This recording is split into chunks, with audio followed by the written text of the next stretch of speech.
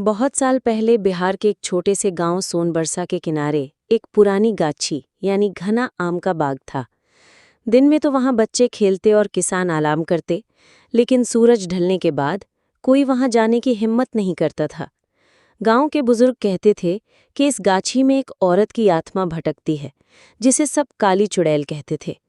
कहते हैं कई साल पहले गांव में अकाल पड़ा था और उसी वक्त उस औरत को जादू टोना करने के इल्जाम में इसी गाछी में बांधकर जला दिया गया था। तब से उसकी आत्मा हर रात वहां घूमती, कराहती और किसी भी अकेले इंसान को अपनी ओर खींच लेती। एक रात गांव के 3 लड़के रतन, मुकेश और गोपाल हिम्मत दिखाने के लिए गाछी में जाने का सोच बैठे। बारिश के बाद की रात थी। आसमान में बादल और हवा में गीली मिट्टी की महक के साथ अजीब सी ठंडक थी। मुकेश ने हंसते हुए कहा, अरे ये सब बूढ़ों की कहानी है, भूत भूत कुछ नहीं होता। तीनों हाथ में लालगीन लेकर बाग की तरफ बढ़े। गाछी में घुसते ही अजीब सा सन्नाटा था। न पत्तों की सरसराहट, न मेंढकों की टरटर, बस चुप्पी। जैसे जैसे वे अंदर बढ़ते गए धुंध घनी होती गई। तभी रतन की नजर एक पुराने आम के पेड़ पर पड़ी। वहां एक सफेद साड़ी में औरत खड़ी थी, उसके लंबे बाल हवा में उड़ रहे थे। कौन है? रतन ने कांपती आवाज में पूछा। औरत चुप रही, बस धीरे धीरे उनका रुख अपनी तरफ करने लगी। उसकी गर्दन से कर कर की हड्डी टूटने जैसी आवाज आई और चेहरा पीछे की तरफ मुड़ा हुआ था।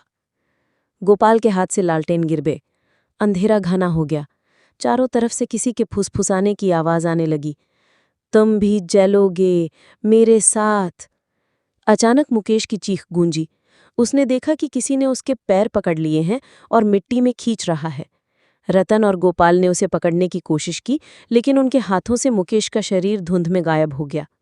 रतन और गोपाल भागते हुए बाहर निकलने लगे, लेकिन रास्ता जैसे बदल चुका था।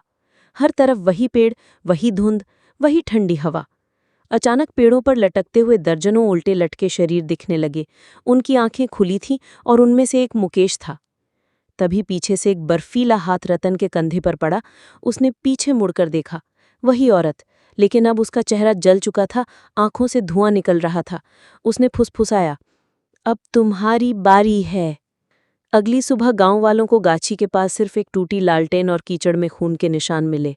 मुकेश, रतन और गोपाल तीनों कभी वापस नहीं आए। और आज भी जब रात को हवा चलती है तो गाछी से फुसफुसाहट आती है, तुम भी जलोगे मेरे साथ।